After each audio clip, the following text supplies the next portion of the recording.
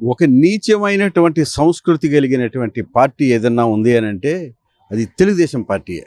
నీచమైన సంస్కృతి, తెలుగు వాళ్ళ ఆత్మాభిమానం కోసం, తెలుగు వాళ్ళ యొక్క గౌరవాన్ని పెంచటం కోసం పుట్టినటువంటి పార్టీగా రామారావు గారు దాన్ని స్థాపిస్తే, ఆ పార్టీకి అసలు సంస్కృతి లేకుండా, నీతి నిజాయితీలు లేకుండా తెలుగు వాళ్ళ ద్రోహులు పార్టీగా మిగిలిపోయిన పార్టీ ఏదన్నా ఉంది అని అంటే ఓన్లీ తెలుగుదేశం పార్టీ. ఎందుకని ఈ మాట చెప్పాల్సి వస్తుందనంటే, ఎవరు ఎటువంటి వాళ్ళైనా సరే చట్టం ఒక నేరస్తున్నో లేకపోతే ఒక నిందితున్నో పట్టుకొని వాళ్ళకి శిక్షించే అధికారం పోలీసులకు ఉండదు, కోర్టుకి అప్పచెబుతుంది.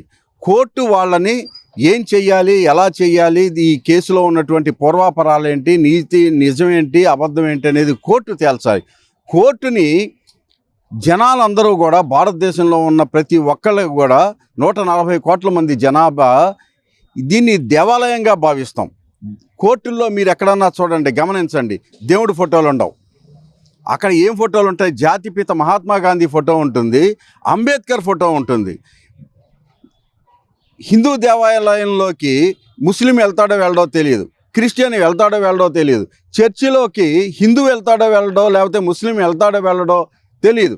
కానీ కోర్టు అనేది 140 కోట్ల మంది జనాభాకి ఆదర్శంగా ప్రతి ఒక్కళ్ళకి కూడా దేవాలయం ఏ కులానికి మతానికి సంబంధం లేకుండా ఒక పవిత్రమైన దేవాలయంగా భావించేటువంటి కోర్టులో కోర్టు అనుమతి లేకుండా కోర్టు లోపలికి కెమెరాలు తీసుకొని వెళ్ళి జడ్జి గారితో పాటు ఉన్నటువంటి సరౌండింగ్స్ మొత్తాన్ని కూడా తీసి ఎక్కడ పెట్టారు?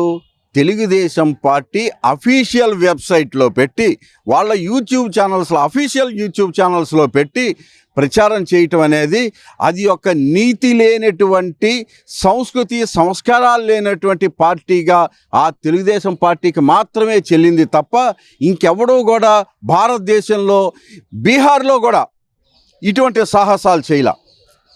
నిన్నే ఇవాళ ఒక 2 రోజుల క్రితం అనుకుంటా సెంట్రల్ గవర్నమెంటు ఒక దేశవ్యాప్తంగా కోర్టుకి సంబంధించి కానీ ఈ పోలీస్ స్టేషన్లకు సంబంధించి కానీ భద్రతా వ్యవహారాలు ఎలా ఉన్నాయి, పోలీసులు ఏ రకమైనటువంటి నిర్ణయాలు తీసుకుంటున్నారు, పరిపాలనాపరమైనటువంటి సౌలభ్యాలు ఏ రాష్ట్రంలో బాగా మెరుగ్గా ఉన్నాయి, ఈ నేరస్తుల మీద, నిందితుల మీద పోలీసులు తీసుకునే యాక్షన్ ఎట్లా ఉంది, అలాగే టెక్నాలజీని ఉపయోగించుకోవటంలో ఏ రాష్ట్రంలో ముందుంది అనేటువంటి అంశాల మీద వాళ్ళు ఒక సర్వే లాగా చేస్తే ఒక్కొక్క స్టేట్కి రేటింగ్ ఇచ్చుకుంటూ వచ్చారు. ఈ రేటింగ్లో ఆంధ్రప్రదేశ్ స్టేట్ ఎక్కడుందో తెలుసా? 29వ ప్లేస్లో ఉంది. అంటే లీస్ట్ అనమాట. 28 స్టేట్లు మనకన్నా ముందున్నాయి. మొదటి స్టేట్, ఫస్ట్ ప్లేస్లో ఉన్నటువంటి స్టేటు అస్సాం అయితే, రెండోది హర్యానా, మూడోది సిక్కిము, 4వ ప్లేసు బీహార్.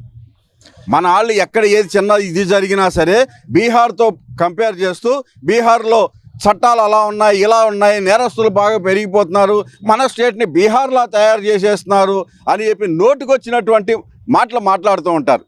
కానీ బీహారు చట్టపరంగాను, న్యాయపరంగాను, ఆ చట్టాలని ఇంప్లిమెంట్ చేయటంలోనూ, టెక్నాలజీని వాడటంలోనూ భారతదేశం మొత్తం మీద 4వ ప్లేస్లో ఉంటే ఆంధ్రప్రదేశ్ 29వ స్థానంలో ఉంది.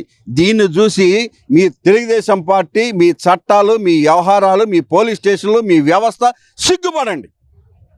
అంతే తప్ప కోర్టులో జరిగినటువంటి సీన్లని తీసుకొని వచ్చి మీ అఫీషియల్ వెబ్సైట్లో పెట్టి ప్రచారం చేస్తున్నారు అని అంటే ఇంతకన్నా నీచమైనటువంటి, ఇంతకన్నా నీతిబాహ్యమైనటువంటి వ్యవహారం ఇంకెక్కడ ఉంటుంది? ఎవరికి ఉంటుంది? ఏముంటుంది?